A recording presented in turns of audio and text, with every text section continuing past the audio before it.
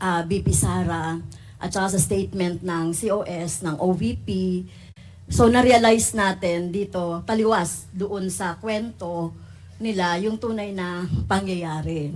Of course, pinatunayan niya na nung interpellation ni Representative Swansing at saka ni Congressman Kohun.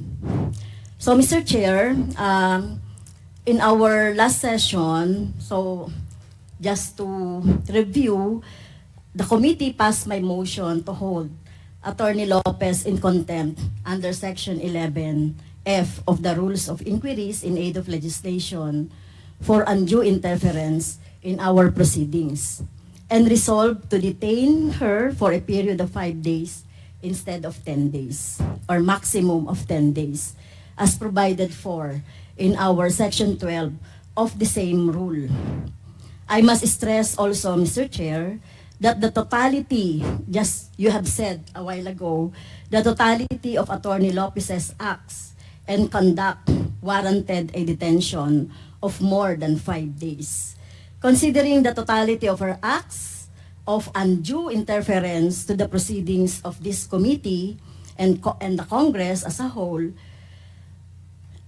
she not only admitted writing to the COA in order to suppress or prevent the release of documents, but worse, Mr. Chair, she continued to assert her position during our hearing, as well as in prior correspondences that she sent to his committee in refusing to attend our prior hearings.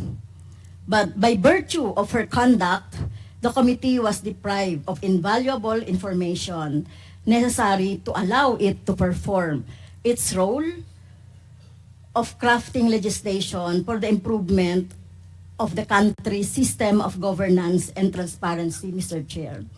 In fact, she only attended when a threat of contempt citation loomed large should she fail to comply again with the subpoena duces tecum, Mr. Chair.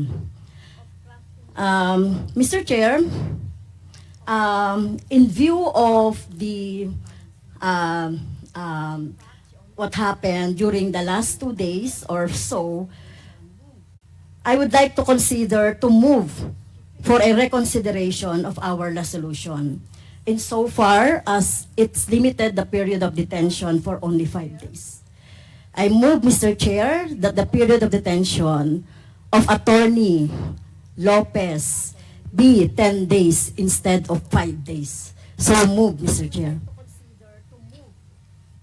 10 days, so additional 5 days, tama po ba? Yes, Mr. Chair, kasi hindi na siya makaka-attend ngayon, talagang so nakita naman natin sa history nung kanyang evasive attitude, behavior, at itong kinreate niya na sinasabi niya na nagpagsisinungaling niya na hindi naman siya hinaras or hindi naman siya na-barge yung kanyang, yung room ay kasama na po yan. So yung lahat ng mga pangyayari, Mr. Chair. So I repeat, I move to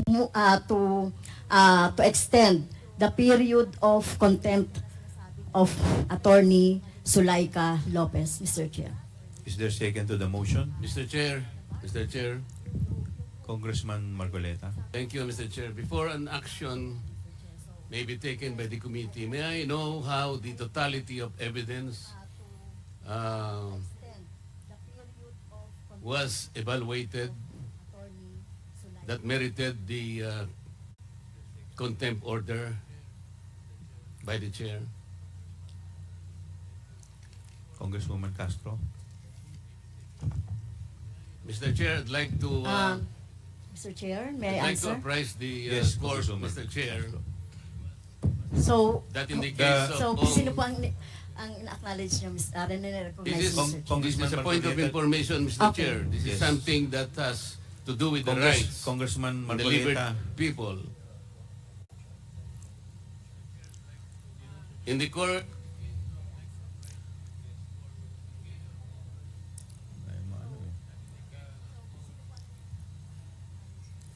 Congressman Marcoleta, let us, the chair recognizes Congresswoman may I ask, Castro. Mr. Please Chair? proceed, Congresswoman Castro. Mr. Chair, may I ask the action of the committee first on my motion, Mr. Chair, before we entertain? We will rule on the Okay. motion first. Okay. Is there any second to the motion? Mr. Chair, may I be recognized first? Duly seconded. Is there any objection?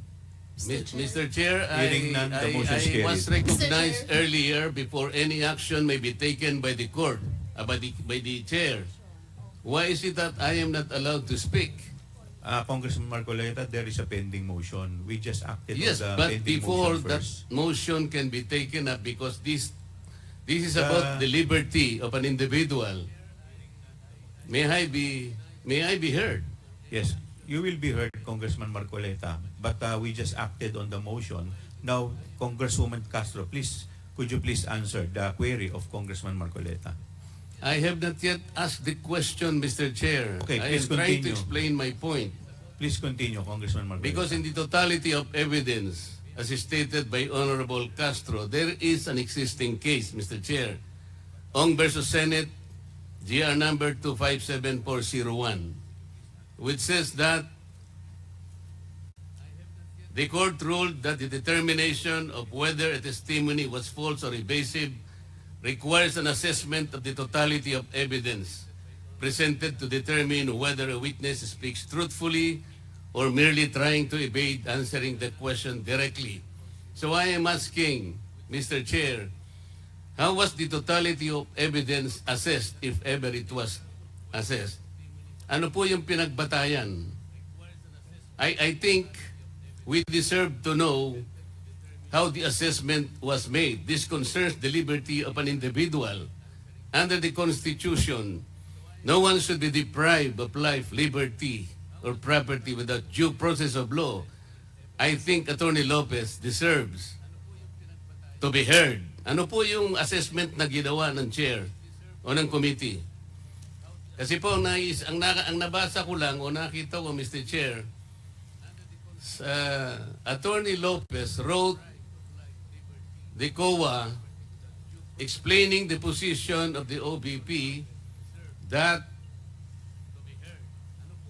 the audit observation memo is not conclusive, which means, Mr. Chair, Attorney Lopez is merely explaining the nature of an audit observation memo.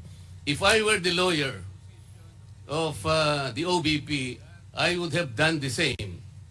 Because I think the very nature of the AOM, it is not final and executory. Why would the COA abdicate its mandate of auditing the transaction or the funds utilization of the OBP? Why would the committee, Mr. Chair, arrogate upon itself the very mandate and responsibility of the Commission on Audit? Article 9D, Section 2, Paragraph 1 of the 1987 Constitution, Mr. Chair, I will read. The Commission on Audit shall have the power, authority, and the duty to examine, audit, and settle all accounts pertaining to the revenue and receipts of and expenditures or uses of funds and property. Mr. Chair, this constitutional provision